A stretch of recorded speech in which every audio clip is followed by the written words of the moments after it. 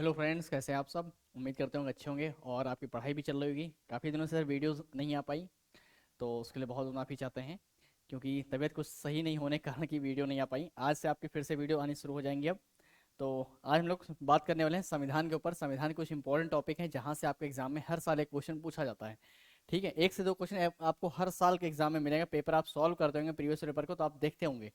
उसी टॉपिक पर हम यहाँ बात करेंगे। तो पहला आपको टॉपिक यहाँ पर दिख रहा होगा कि कैबिनेट मिशन 1945 के प्रस्ताव पर गठित अंतरिम मंत्रिमंडल। ठीक है, और कब बना था ये? 2 सितंबर को बना था। 2 सितंबर 1946 को बना था ये।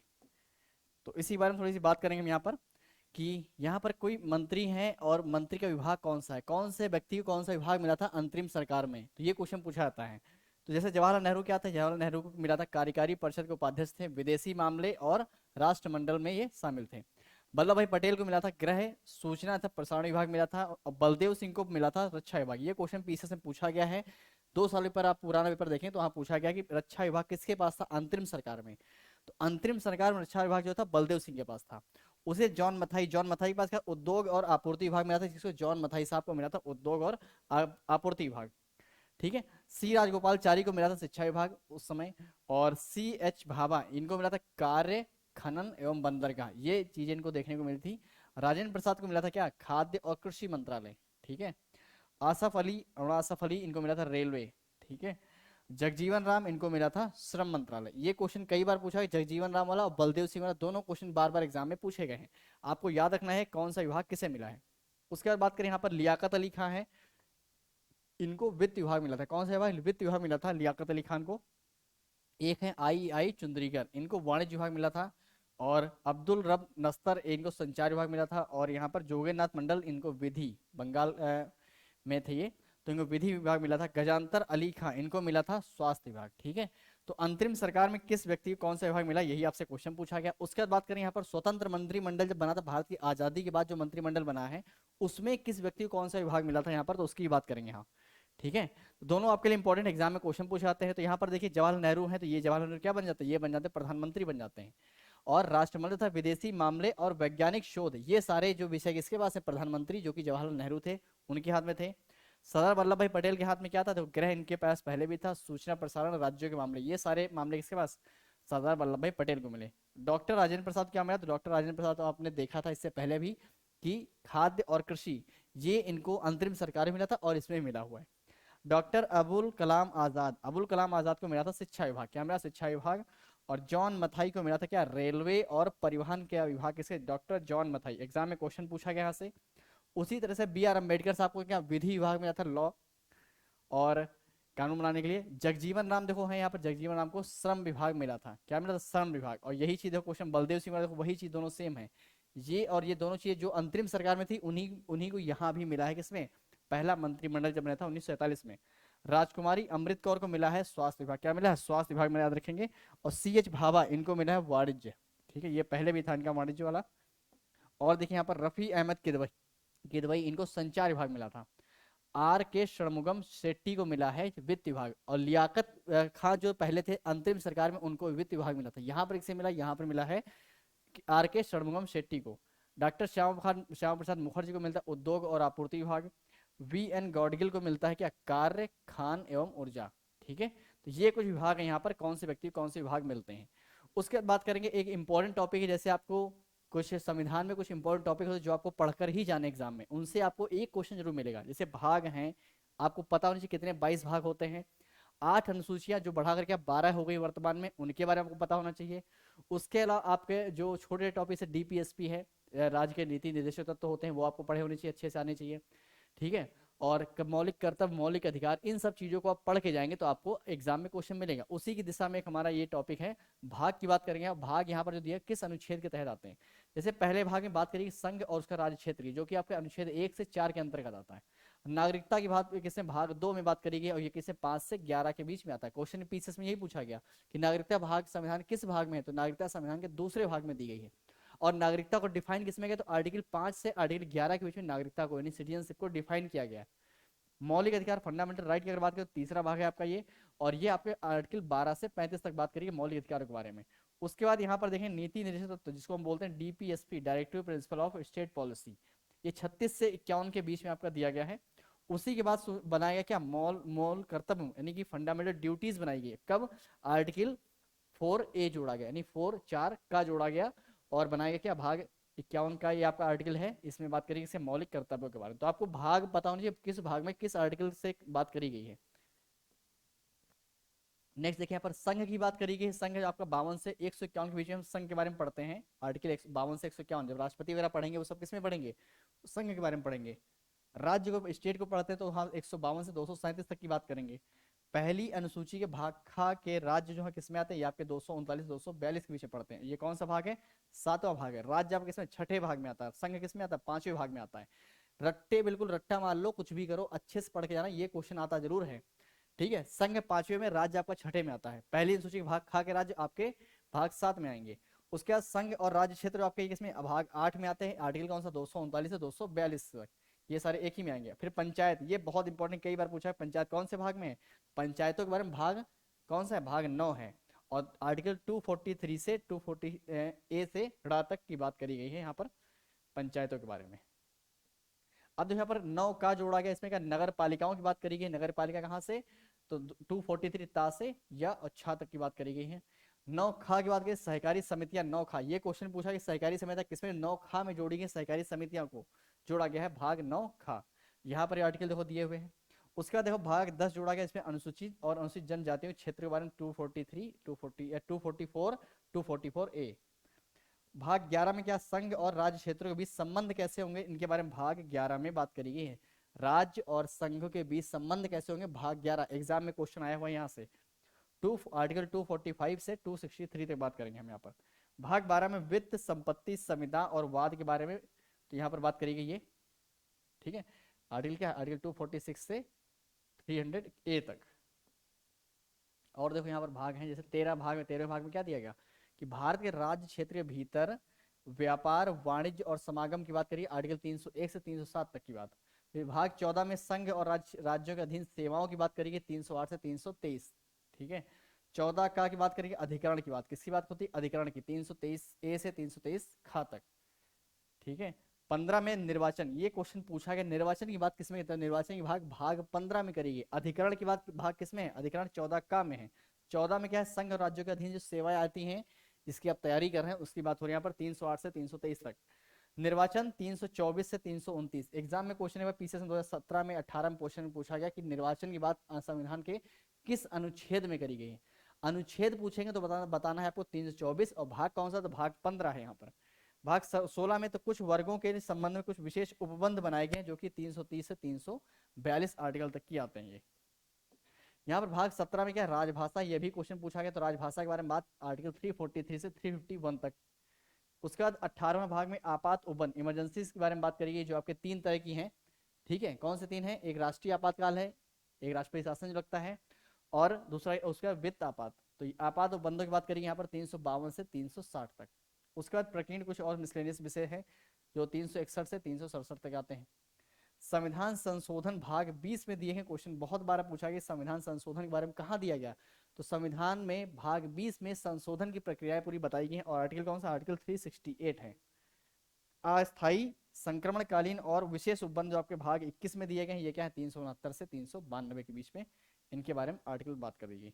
अब ये लास्ट आपका है भाग 22, इसमें क्या, संक्षिप्त नाम, प्रारंभ, हिंदी में प्राधिकृत पाठ और निरसन, 393 395। तो आपको 22 भाग अच्छे से पता हो 22 भाग कौन कौन से हैं।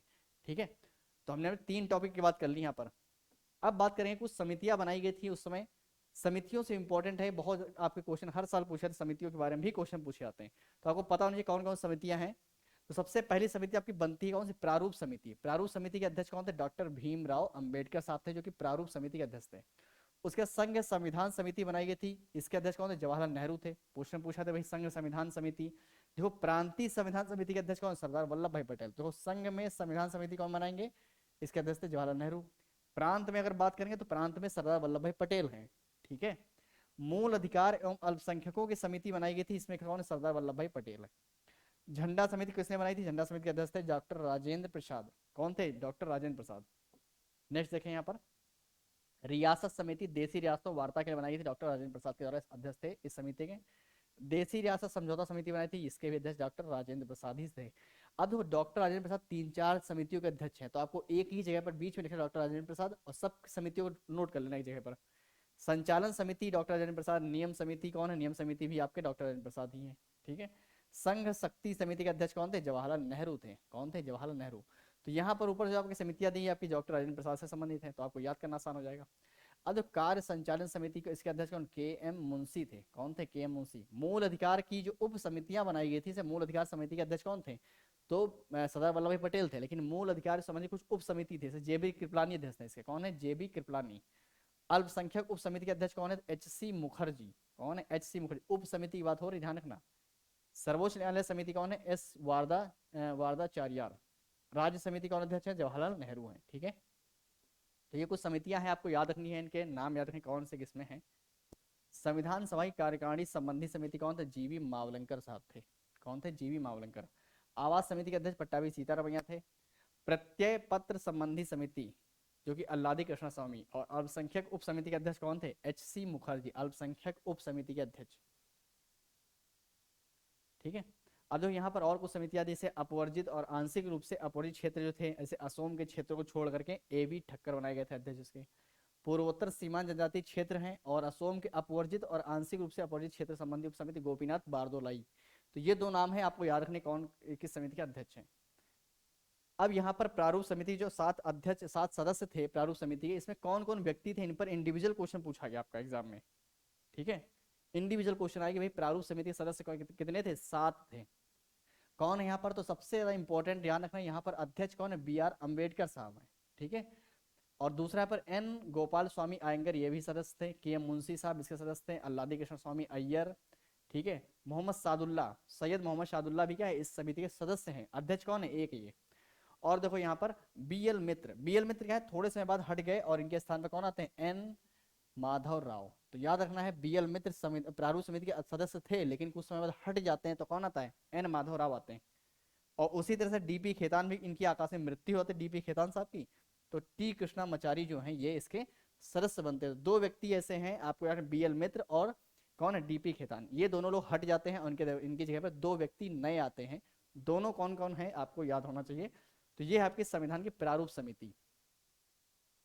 अब यहाँ पर हम बात कर रहे हैं संविधान के कुछ रिसोर्सेज की बात करते हैं। संविधान में जो रिसोर्सेज हैं वो किस भाग को कहाँ से लिया गया है, इस पर क्वेश्चन आपके एग्जाम में आता है। तो ये जो वीडियो है, इस वीडियो में आपको काफी सारी चीजें मिल रही हैं, आपके 2 से 3 क्वेश्चन तक बनेंगे एग्जाम में, इंपॉर्टेंट है बहुत ज्यादा। तो वीडियो को अच्छी लगे तो वीडियो को लाइक और शेयर जरूर करें।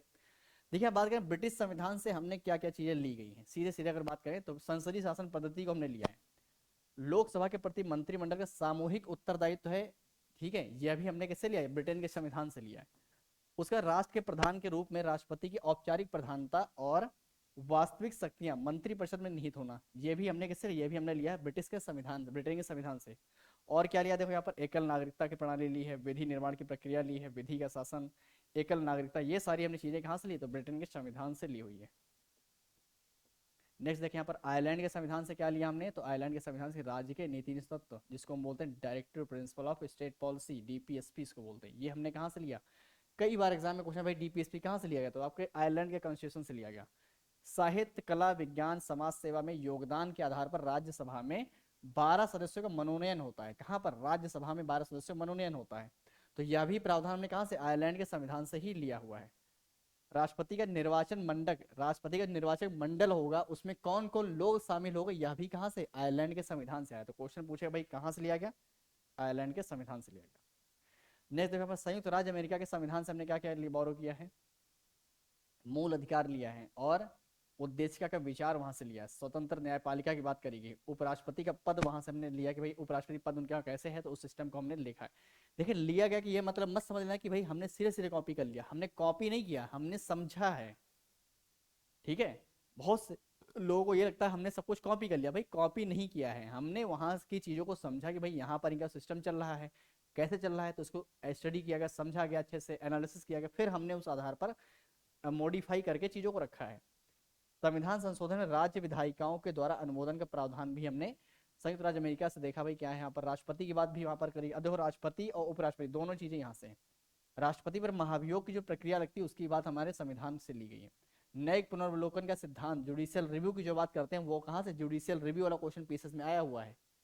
वित्तीय आपात, फाइनेंशियल इमरजेंसी, आर्टिकल 360 की बात करते हैं, तो आर्टिकल 360 में वित्तीय आपात की बात कहाँ से, ये आपके अमेरिका के संविधान से लिया गया। तो ये आपको पता होना चाहिए कौन सी चीज कहाँ से ली गई है। अब देखो यहाँ पर और करते हैं, ऑस्ट्रेलिया की बात करेंगे। ऑस्ट्रेलिया से क्या, प्रस्तावना की भाषा ली है, जबकि उद्देश्य का विचार कहाँ से, यूएस से लिया गया है। केंद्र राज्य संबंधों की बात करेंगे तो कहाँ से, ऑस्ट्रेलिया से ली है। संवर्धित सूची कहाँ से, ऑस्ट्रेलिया से ली गई है। शक्तियों का विभाजन, ये भी हमने ऑस्ट्रेलिया से ही फॉलो किया। कनाडा के संविधान से क्या लिया, तो संघीय शासन प्रणाली को हमने लिया है। राज्यपाल द्वारा राष्ट्रपति के विचारार्थ विधेयक को सुरक्षित रखना, ठीक है, ये भी हमने कहाँ से, ये लिया है कनाडा के संविधान। सशक्त केंद्र, ये भी हमने संविधान कहाँ से लिया, कनाडा से। अशिष्ट अवशिष्ट शक्तियों को सिद्धांत किसके पास रहे, अवशिष्ट शक्तियां, तो यहाँ पर ये सारी चीजें हमने कनाडा के संविधान से फॉलो किया। अब जापान के संविधान से, तो अनुच्छेद 21 में वर्णित विधि द्वारा स्थापित प्रक्रिया, according to procedure establish by law, ये जो चीज है कहाँ से है, तो जापान के संविधान से हमने लिया है। दक्षिण अफ्रीका के संविधान से क्या लिया, तो संविधान के संशोधन पद्धति को अपनाया है। सोवियत संघ से क्या लिया गया है, तो ये मूल कर्तव्य हमने सोवियत संघ से फॉलो किए। कहाँ से, मूल कर्तव्य, क्वेश्चन पूछा गया मूल कर्तव्य कहाँ से लिया गया, तो सोवियत संघ से हमने लिया है। सरदार स्वर्ण सिंह समिति की सिफारिश के आधार पर ऐड किया गया था मूल कर्तव्य को। भाग 4 का अभी हमने बात करी। फ्रांस के संविधान से बात करें तो गणतंत्रात्मक शासन प्रणाली हमने फ्रांस के संविधान से फॉलो करी। जर्मनी के वीमर संविधान से क्या लिया गया, तो आपात उपबंध को लिया गया। भारत शासन अधिनियम 1935 से अगर बात करें तो ये लगभग 250 अनुच्छेद उसी रूप में कुछ परिवर्तन के साथ हमने फॉलो किया भारत शासन अधिनियम 1935 से। आप पढ़ेंगे जब कॉन्स्टिट्यूशन को तो वहां पर इसी को पढ़ते होंगे। तो ये कुछ बातें हो गई, यहाँ पर हमने बात कर ली संविधान के ऊपर। हमने 3-4 टॉपिक को इस वीडियो में कवर किया है। आपको वीडियो अगर अच्छी लगे तो वीडियो कमेंट करें, वीडियो को लाइक करें और शेयर करें दोस्तों तक अपने, और जिससे कि वीडियो ज़्यादा लोगों तक पहुंचे। इसी तरह की वीडियोस आपकी आने वाली हैं और भी आती रहेंगी, और इससे पहले भी आ चुकी हैं, उनको जरूर से जरूर देखें। अगर नहीं देखा है तो जरूर एक बार कवर करें, वीडियो को देखें, काफ़ी आपको हेल्प मिलेगी चीज़ों को रिवाइज करने में। नहीं तो इन टॉपिक को आप पढ़ने बैठेंगे 2 से 3 घंटे, 1.5-2 घंटे पढ़ेंगे फिर भी याद नहीं होगा। वीडियो आपकी 10 से 15 मिनट की वीडियो है, आराम से उसको कई बार रिवाइज कर ले, वीडियो को डाउनलोड करके रख ले, बहुत बार, जितना मन करे उतनी बार देखो। एग्जाम में क्वेश्चन आप बनेंगे इससे। इसी तरह से कॉन्स्टिट्यूशन के ऊपर और वीडियोस आने वाली है, इसी तरह सारे सब्जेक्ट में वीडियोस आएंगी आपको, ठीक है। तो आपको देखते रहना है वीडियो को, और वीडियो को शेयर करना है, लाइक करना है। मिलते हैं फिर नई वीडियो के साथ। Okay, bye bye.